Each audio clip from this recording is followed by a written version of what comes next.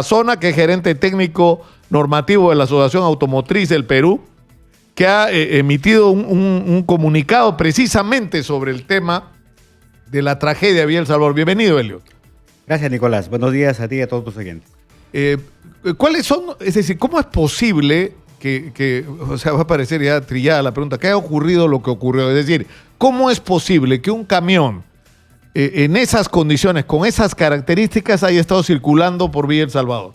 Efectivamente, Nicolás, como tú mencionaste en un inicio, nosotros como gremio hemos emitido un comunicado donde identificamos que la responsabilidad en este tema es compartida. Es compartida entre el Ministerio de la Producción, el Ministerio de Transportes y obviamente al tratarse de el transporte en GLP por Ocinermin.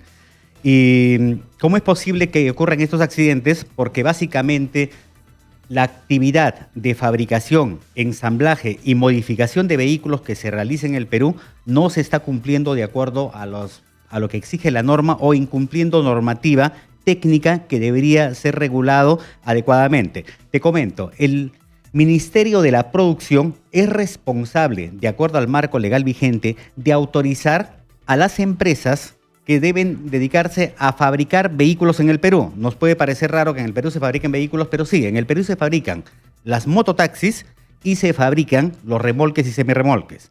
Ahora bien, tienen un reglamento donde se establece que las empresas deben cumplir ciertos requisitos para contar con la autorización del Ministerio de la Producción. Sin embargo, a pesar de que los requisitos son bastante básicos, se tienen que muchas empresas son autorizadas, pero otras no. Y algunas de esas empresas que logran la autorización forman a ser parte de empresas cascarón. Es decir... Claro, que hacen que empresas que no tienen autorización hagan el trabajo que les encargan a ellos. Entonces resulta que nosotros tenemos empresas que tienen 1, 2 o 3 trabajadores, sin embargo producen 5 o 6 semirremolques diarios. Es imposible que suceda eso, ¿no es cierto? Una empresa con 2 trabajadores no puede tener esa capacidad de producción, en tanto que empresas formales con 200 trabajadores, su capacidad máxima es de 2 semirremolques al día. Y lo mismo pasa con la fabricación de mototaxis. Claro, porque la investigación que ha hecho el comandante en retiro de la policía, Fernández, que no se refirió a este vehículo específicamente, ¿no es cierto? Sino hizo una muestra aleatoria de 7 vehículos y encontró solamente en registros públicos, en 5 de ellos, problemas y objeciones como para que estén circulando. Y una de las que descubrió es precisamente el que este tipo de talleres que supuestamente están registrados para hacer mototaxis, había hecho un camión cisterna. O sea, ¿cómo puede hacer algo para lo que no está? ¿De quién es responsable eso? ¿El Ministerio de la Producción? Es responsabilidad del Ministerio de la Producción. El tema está que el año pasado salió un decreto supremo en el cual se establece que toda empresa que fabrique vehículos en el Perú en el momento de que va a inscribirla en registros públicos debe presentar una resolución de autorización de planta. Al ver que muchas empresas incumplían, este requisito fue suspendido hasta el 1 de febrero. En un par de días se vence. A partir del 2 debería ya ser exigible. El tema es que vamos a ver si efectivamente se va a comenzar a exigir a partir del 2 este requisito, que se llama autorización de planta para producir vehículos en el Perú.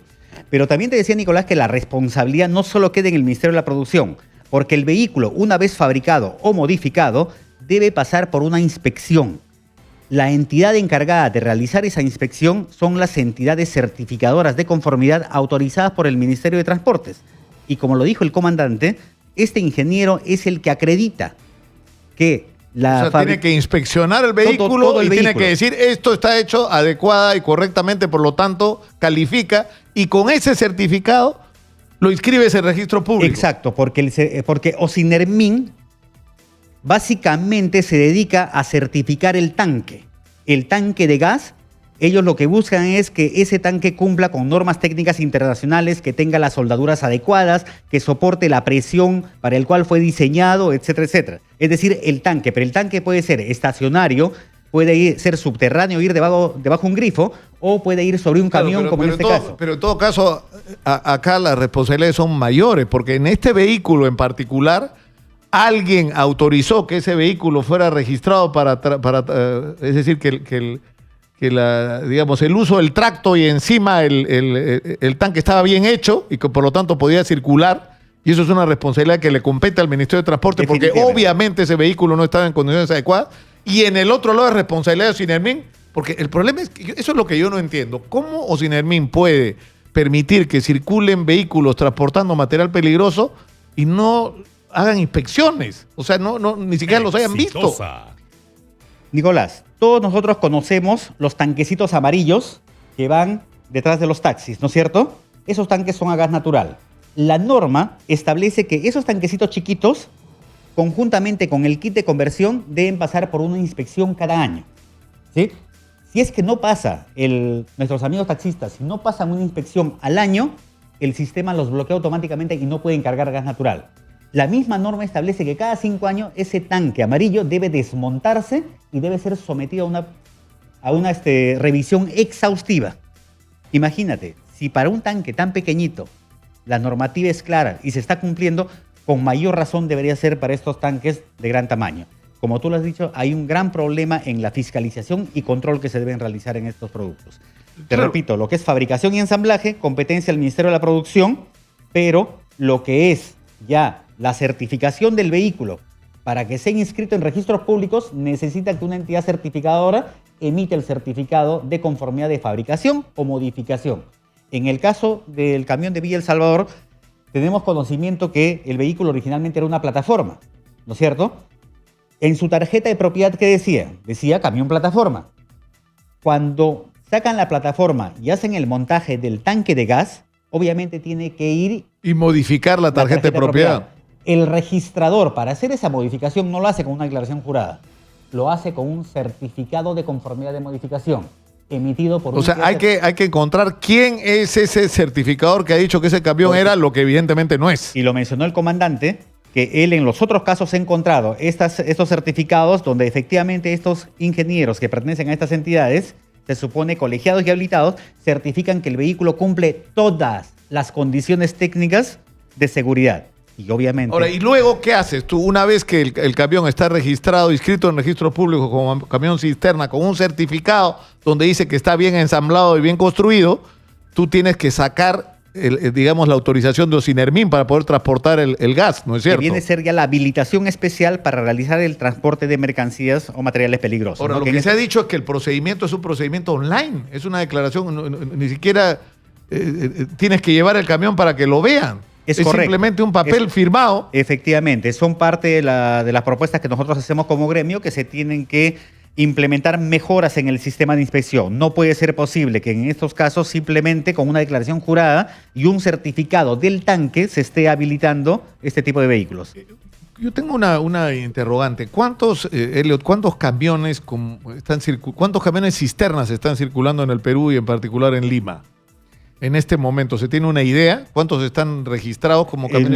Lo que he podido ver es la información que ha sacado la Asociación de Usuarios de Consumidores, que dice que alrededor de 1.600 cisternas estarían circulando a nivel nacional y de ellos la mitad por lo menos deberían estar circulando en Lima.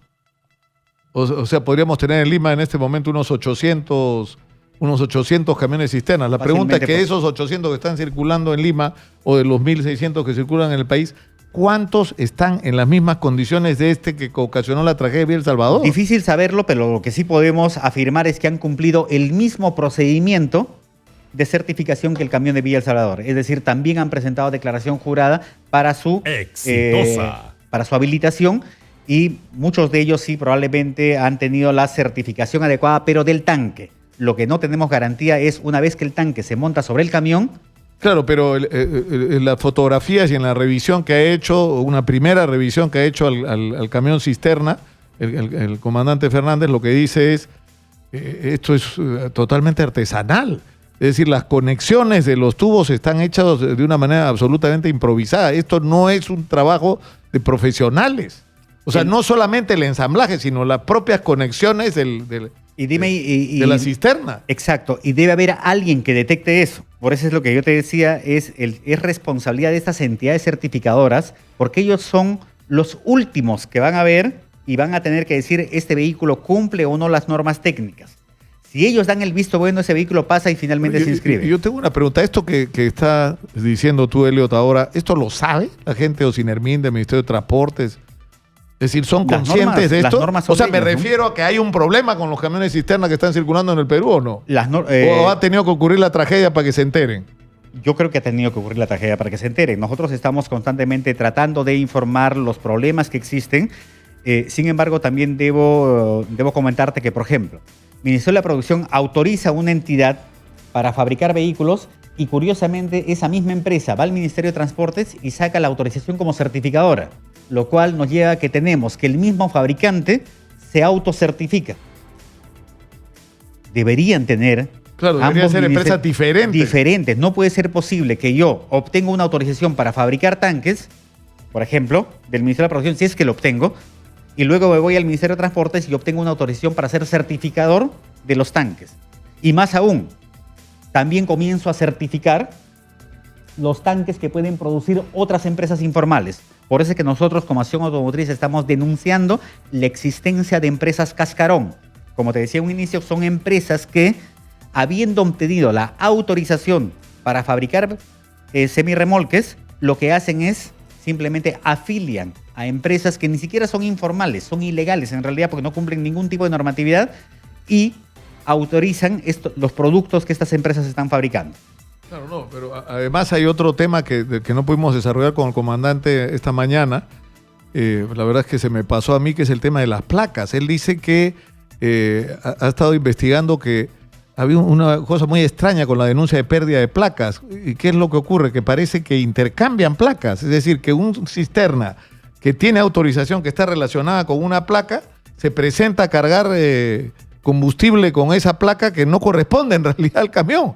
Y de ahí es decir, que ya porque hay todo un tema con el robo de combustible o con el abastecimiento a cisternas no autorizadas. Es completamente factible que se esté dando también ese tema, Increíble. Nicolás, porque básicamente tienes un camión, imagínate, o dos camiones, en el cual uno sí lograste la autorización y son de similares características, como tú dices, haces el cambio de placas y vas con el otro, porque no. La única manera de que te detecten que efectivamente el vehículo es el que dice la placa, tendría que ser que te abran el capot, que verifiquen el número de motor o verifiquen el número de chasis. No lo hacen eso. Bueno, muchas gracias a Helio Tarazona, gerente técnico normativo de la Asociación Automotriz del Perú, por estar con nosotros.